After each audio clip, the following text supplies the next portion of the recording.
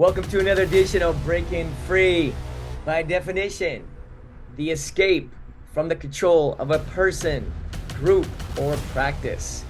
Last week we had Cortney White, Coffee with Cortney. Learn how she left a salary, a bonus, to pursue her lifelong dream of what she always wanted to be. And how she's actually making more now than she would have if she would have stuck with that job from college.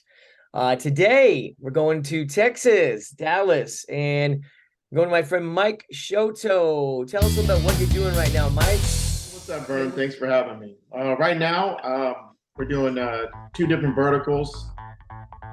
I have a solar company, Cherokee Solar, where we're licensed in 30 states, and we sell remotely with my sales team, residential and commercial solar panels. And then my other vertical is I have an IT consulting company where we provide hardware, software, managed services, cybersecurity, things like that to other businesses in the private and public sector. All right. Sounds like you're taking advantage of the sun down there in Texas. Hey, man. Yeah, everywhere. Okay. All right. Well, we see every day people going through the highs and lows of big business, sales, and whatnot. You know, just kind of give me a time when you felt really trapped in a situation. You know, it could be a job or a relationship, whatnot, where you're like, there has to be a better answer. I need to get out of this line and choose my own path, and kind of enlighten us on when that situation was and how did you get out of it? Way back in the day when I was a mortgage loan officer for Ameriquest, a big company. They were the largest subprime corporation in the world, and they had a lot of corporate rules. So then this was during the boom, so I was making good money, but there was a lot of rules and restrictions. And they wanted you to show up at one time, leave at one time. W-2, I'm not really a fan of being a W-2 employee, so the tax man takes about 40%, 50% actually, about half your money's gone.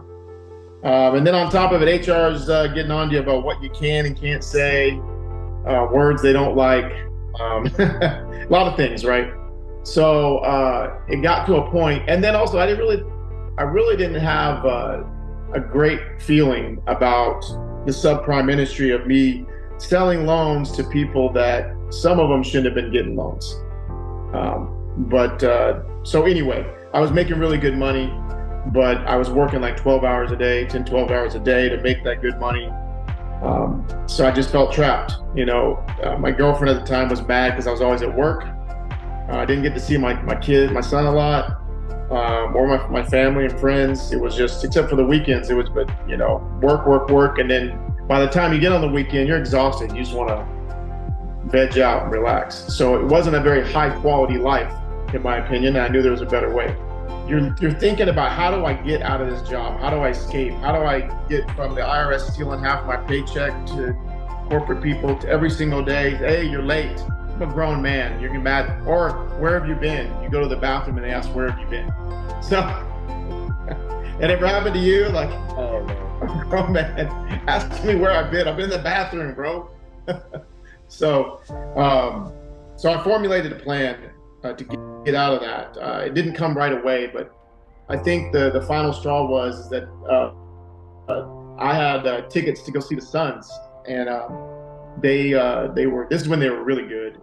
This was Steve Nash days, and I wanted to leave work early, and he gave me static for it. The manager was like, "No, you need to stay till 5." So by then, I'm gonna miss tip off, so I just left. So then they wrote me up for that. And I said, well, I'm not missing this game. And I had box seats. So anyway, I said, that was the final straw. I was like, I'm number one or number two every single month in loans closed. And there's got to be a better way. So every single day I've been trying to start my own business and had done some things on the side, but never full time, just working for me. So I just made a commitment. I've got to figure this out. I've got to get out of this. I need free time for my family. It makes no sense to make money if I can't, spend it and quality time with people I love. So what I used to do is start taking 2-hour lunches and just look at houses and properties during my lunchtime. And I would work on my other real estate investment business during lunch and then when I got off of work. I wrote down 3 lists, 3 pages worth of stuff. The first one was, okay, what do I want? What do I want to be? What do I want to do? And what do I want to have? And I made those lists. Be, do, have.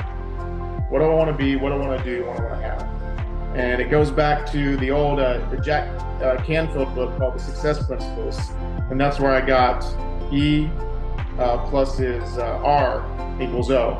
So the event plus your response to the event equals our outcome. So I knew if I wanted a different outcome that I was getting, I would have to change the response to the event called life. So my job, right? That's the event. What's happening? I don't like the outcome I'm getting. Well, I need to respond differently. So allocate my time differently and set up a game plan to escape this video game, to escape the simulation that I was in. I was like, I gotta get out of here. Escape the matrix. So that's what I did. And I just said, if I just get this one deal, I know I'll have enough to just start it, quit. And about a month in of me working every single day at lunch for about 2 hours and then another 3 or 4 after I got out of work, I landed my first deal, $40K. The day that I got that quit claim deed, I walked in, told them, see ya, I'm out. So that's what I did. And I was off to the races, man, from there. That's awesome. That's great. It kind of makes me reflect on, why do you think bosses, CEOs, owners, managers, maybe it's even a relationship, your spouse, your partner, they have that controlling go-to sentence or something that says like, why are you taking a longer lunch? Or what are you doing in the bathroom, like you said? Or no, you're not leaving early, even though your work output is higher or better than any of the other guys that he's looking at or she's looking at on that list of employees. But there's something about, I don't want you to go have fun or do something because I'm already miserable. So therefore I'm going to put my miserable self onto your shoulders. Yeah. I can't explain it any other way, but it does seem like it's an ongoing issue with many. They're programmed. Yeah, they're programmed that way from the time that they were born in society. They went to a school that looked like a prison, and they'd say, "Oh, be a good boy. Don't do this. Don't do that. Raise your hand." We don't stop. We just get up, we fall down. We get up, we fall down. We get up, we make mistakes and bust our head, knees and elbows until we learn how to actually walk and then run. And we get lots of encouragement. We get a whole lot of encouragement from our mom and dad and family to walk, right? But what happens right after we walk, like around 2, we start getting the opposite. No, don't touch that.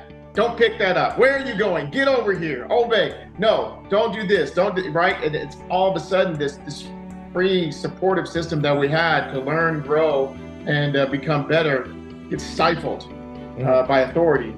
And some for good reason, but a lot of it's just simple control. And I don't really blame them. It's just the society's way of doing things. Think about it. If you've been controlled your whole life, then you're going to be predispositioned to control the people. Yeah, I think you hit the nail on the head. And I think it's up for, interpretation that people just, for some reason, don't want to ever challenge that system. And they don't want to okay, I hear you. You're not going anywhere. Okay. And then you go back to being the most unhappy person on the staff. Yeah, man. No, it's status quo because it's their comfort zone. Think about it. They're comfortable with this, the way things are. And if they see someone else doing something that's what they're not comfortable, like, whoa, hold on. You don't do that. Now you're making me feel uncomfortable. Just watching you do something that they're not in their heart allowed to do makes them uncomfortable. People have a lot of fear in their hearts, and it's because that they've never done anything outside their comfort zone. They already know because their parents did it, their grandparents did it, society's doing it. So they take zero risk.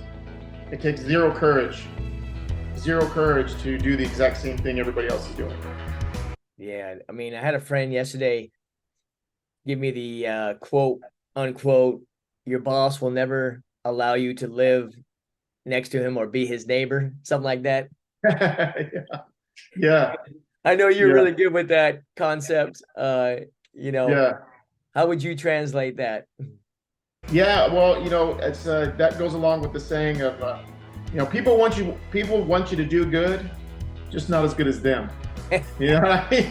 It's just, the hierarchy in society, that competition, because if you see someone on your level, and especially if they started younger than you, and they started with less than you, and you see them outwork you and outshine you, and now they're on your level, now they're afraid that you're going to pass them up. And what does that say about them? So the insecurities start flying up, and then they're like, wait, hold on, wait a minute. So it's like crabs in a basket, really. You try to climb up, they pull you back down, because they feel safe when you're on their level or lower. They don't feel safe when you climb higher, because you're like, dang, I grew up with that guy. We're basically the same thing. Why am I not doing that? Yeah. So it's hard to look in the mirror when you see someone that started with less than you, less physical or monetary gifts or whatnot, and that you see them pass you in life. If you're an insecure person, you're gonna feel some type of way about it. And that's why a lot of managers, middle management, try to hold their shining stars, superstars down, because they're worried about them, and they're not worried about seeing their team succeed or another person shine. I don't think that would have happened if I didn't remember. I was sitting there, and what the turning point was, man, besides what I said earlier, was I went on a 10-day fast. No food for 10 days, just water and vitamins, supplements. And what I did is I replaced the time that I would eat with praying and visualizing and seeing where I wanted to be, imagining that it had already happened, and what feelings would I feel if I already had, if you already have like 20 grand that day in your pocket, boom, done. How would that feel? How would that make me feel? And so I felt the feelings, I imagined the thoughts, I did affirmations, confessions every day. I basically hypnotized myself, because I was in a rut, man. I was really, really bad. That's how I basically told God, I said, if you can't get me out of this, I don't know if you're real. Like, I really did. Me and God had our own little real talk, I said, I'm trying to be a good dad, trying to be a good boyfriend, good son, good, family guy, good business owner, good employer, and it's not working out. And so I did that 10-day fast, and the first 3 days were brutal, but I'm telling you, the last 7 were one of the best times of my life. Wow. I was real connected, man. That is powerful. I don't know anybody that's done 10 days. I've heard about it. I've read about it, but I'm actually talking to somebody who's actually done it. That's incredible. Yeah. I was thinking back to myself going, if I even miss a meal, I start getting irritable and fidgety, and something's wrong. Something's wrong. Yeah, well, that's because we're addicted to food. Yeah. Those chemicals. Well, speaking of addiction, this kind of leads me to another area that I really want to kind of shed light on. And, we got a lot of friends here and there, family members, people we work with all the time, and they'll usually dump their situation on us, whether we want to hear it or not. We got to listen to, I can't get out of my job. I can't get out of this relationship. I'm stuck at home taking care of my, here I am just stuck. And I'm looking at myself going, okay, this is for them. This is for those people that just some reason they just can't get out of that circle of, miserable, disastrous environment that they're in. And why do you think people get stuck like that?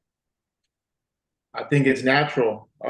When you live in a society that negativity sells, seeing the news, it's constantly negative news. Very few times are they reporting something good. Well, I think it's easy. I think it's easy for people to lose sight with what's important, because it's constant negative news on television, on the internet. Negativity sells. It's easier to be pessimistic than it is to believe in the possibility and the positivity of the situation, to believe that okay, I got what it takes, and things are going to work out okay. Because you do see a lot of evil in the world.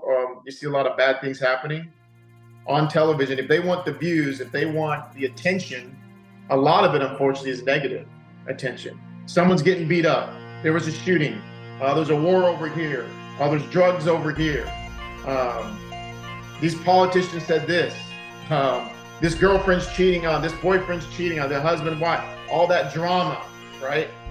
Well, if you digest that every single day, how do you think you're going to feel? If that's all you watch and that's all you listen to. You're watching a movie and it's about, it's depressing, or you watch a horror show. I mean, obviously everything, I'm not saying people can't watch movies, but if that's all you digest, it's called your brain diet, your spiritual diet. So if you're always eating and digesting negativity, the seeds that we plant is the harvest that we'll reap later. Yeah, I like that. And it's so true. So true, especially with the news. That's my first piece of advice is always, hey, minimize, quit watching the news. It's automatic negativity. Yeah. Or you see something that, wow, I want to have that car and house and lifestyle that person on TV has. And so you start feeling depressed about your own situation. Yeah. Look what they have, I don't have, so it's a no-win situation right there. Well, I like people to walk away with some type of tool or strategy that you currently use today to really help keep fear away when it starts to creep in, or, something you do in your daily routine that, someone could take away and go, wow, that would really help me. What do you recommend or suggest, or something that's helped you to stay on your path to victory? One thing is being active, like every day, doing something, getting out. Like if you sweat every single day, I don't know what the study says. I can't remember the number, but I wanted to say it was 70 or 80% of the people that suffer from depression have low to zero physical activity or exposure to the sun. So if you're never out in the sun, if you're never out working out, using the body, this body was created to move. You need the circulation. You need to. It's for your mental health. Like it's not just physical, but more mental than anything. And I know days that if I go a week without working out, I'm mentally not as good on the weeks that I hit 5 days a week. I start every morning with affirmations and confessions of who I am and where I'm going, and it's something to remind me. And things that I've done that I want to continue, I affirm that. And things that I haven't done, that's a target, that's a goal, I affirm that as it already happened. So I say it like I already have it. I say it like I already am that. The words I am are very powerful. So when we say I am, your body has to get in line. There's actual science behind that. So the life and death is in the power of the tongue. And people can speak things into existence, negative and positive. I got to say it, believe it, and then actually do it. I have to execute it. So it's important to say something that you can get behind and actually believe, like in your soul. Like that not only is it possible, but you are that. You have that is something that you are going to be. You are that. You're becoming it now as you say it. Because if you're just saying something just to say it, you don't believe it, not going to happen. There it is. Yep. E events plus R response equals outcome with Mike Choteau. Yes, sir. I want to thank you for spending time with me and our audience, sharing your story, especially when it comes to breaking free. There's one person I know to call, Mike Choteau. He's been through a lot of ups and downs and great stories, and I like what you're doing down there in Dallas and whatnot. So stay tuned. Next week, we're going to have a special guest who is actually going through the process right now of breaking free. She has left her interior design company to go out on her own, and she's going through a lot of the highs and lows as we speak. So stay tuned and check y'all next week.